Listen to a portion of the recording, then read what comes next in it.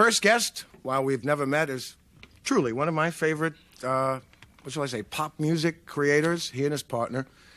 He is John Oates from the duo of Hall & Oates. So will you welcome John? Hello. John? Oh, thank you. How nice. John, why isn't it Oates and Hall? And how is that decided? Because he's older than me. That's the main thing. He I always in Europe. defer to age. What? I'm sorry, I didn't even let No, you it's all finish. right. We were roommates in college, and on the mailbox it said Hall & Oates, and we never changed it. You each belonged to, as everyone did when they started, I guess, different groups. You were in a group called the Masters. Boy. And the title that got me as Daryl's group was the Temp Tones. Because I was in a group called the Teen Tones, and I wonder if we knew each other. You know? Probably doing the same music. Yeah. I had heard She's Gone a number of times, and I always complained to Dennis Elsis and all my friends in FM radio that the jocks don't say, don't give who the artists and what music we're listening to often enough. 4 songs in a row or something. Right, because it's a nice set uninterrupted. It took me a long time to find out, and then I looked, I said, Jesus, he's white. You know, particularly that cut sounded black. And that is not entirely complimentary because it's not saying anything about the quality of it. It's not important because you have so many sounds. You guys can sound so many ways, but that's sort of I realize now I guess that Philadelphia. That's right. Being from Philadelphia, I think you have an excuse for that sort of thing.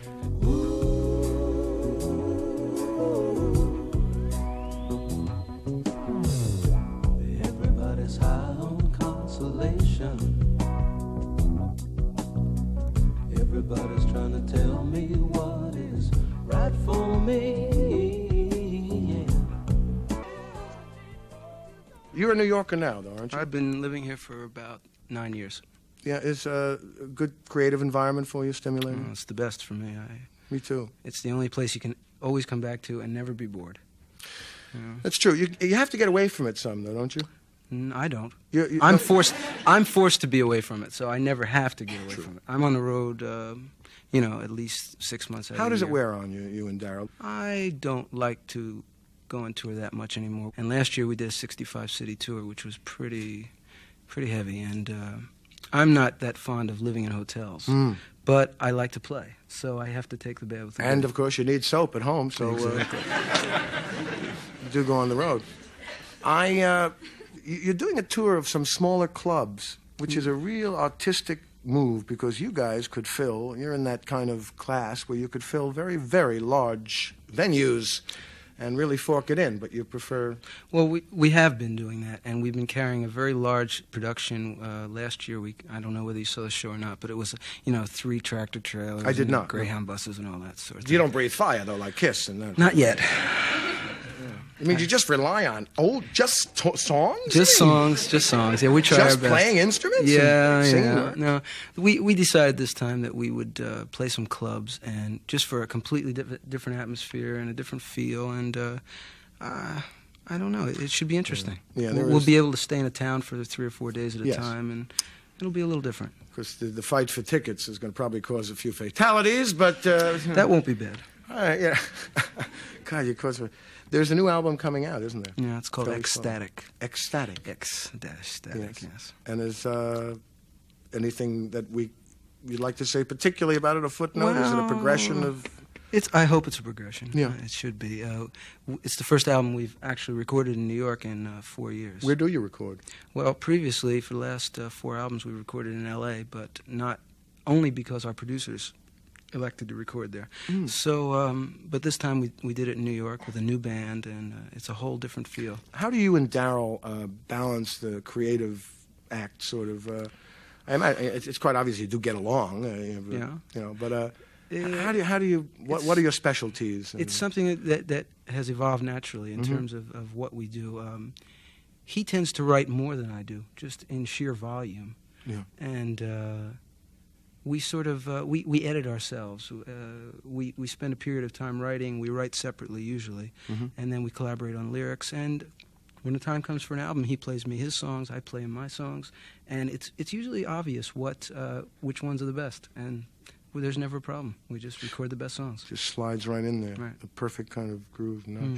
Well, what do you do you want for yourselves in the future? Do you see expanding creatively in other ways? A lot of people think of movies when they're as creative as you are.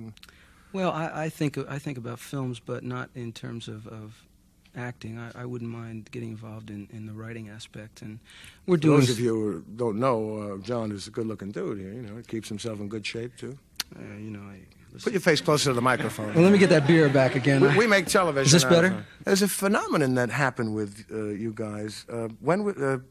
Sarah Smiles? Right, that was 75, yeah. First released in 75. Well, I have a question to ask you about this, and I'm going to ask you in a moment because it's going to take a minute here, but I know it came out and then nothing happened, or not much, and then it was re-released. I'm going to keep you all in suspense at the end of this story. But don't move that dial, because we'll be right back after this word from Anheuser-Busch. I promise you.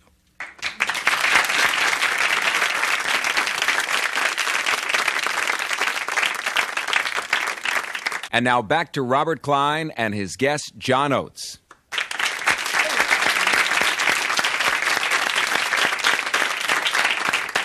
Now that caused many arguments around America, you all know. Sorry, time's up. I had the wrong record. It's She's Gone, not Sarah Smiles, right? She's Gone was released in 74. Originally, it was released in 73 on the Abandoned Luncheonette album. Yeah. And it made some noise on the charts. It wasn't a top 20 record. I guess it was in top 40. But it never really, it was what they call a turntable hit, you know. Mm-hmm. Everyone liked to play it, but no one seemed to like to fork over the $1.50. So it sort of, I think it was a lot of people's favorite song for a long time. And then after we had our hit with Sarah Smile, Atlantic Records decided to re-release it sort of on the coattails of that. Yes. And then it really became a top 5 record. Terrific song. Just built and built, never ended, you know. Yeah, that was a pretty... Do you get the feeling that it just passes in the night, that it's... To me, the important thing and the substance in what we do is the writing. When I sit at home and finish the song on the piano or guitar, whatever it is, to me that's when it's real. And for that moment, that's when it's alive, and that's when it has substance. After that, it's like looking at a painting to me. It doesn't breathe for me. I guess it's done and it's solid, finished. solidified and finished. It's on the record, and for the people who hear it for the first time, you know, that's great. But for me, it doesn't mean that much. Yeah. The writing is that means everything to me. After that, it's sort of... It makes a lot of sense to me. Maybe it sounds just a little saddening, but it shouldn't, because that's... It's not saddening, because the work is there. That's what I do. I mean, you know... That's right. You can't be thrilled with it each and every time you hear it thereafter. I've been hearing my own record since '66, so I'm not that, you know... I noticed that in talking about this new album, that there's going to be a single... Portable radio. It's a hymn to all those on the streets of New York with the giant radios, you know. Mm-hmm. I can't believe that someone hasn't written a song about this before. And I see people all the time with these incredible radios. And then one day, it was raining out, and I saw this guy, and he had his radio wrapped in a plastic bag, listening, you know, through the pouring rain. I said, this is too much. This has to be preserved in some way. So, you know.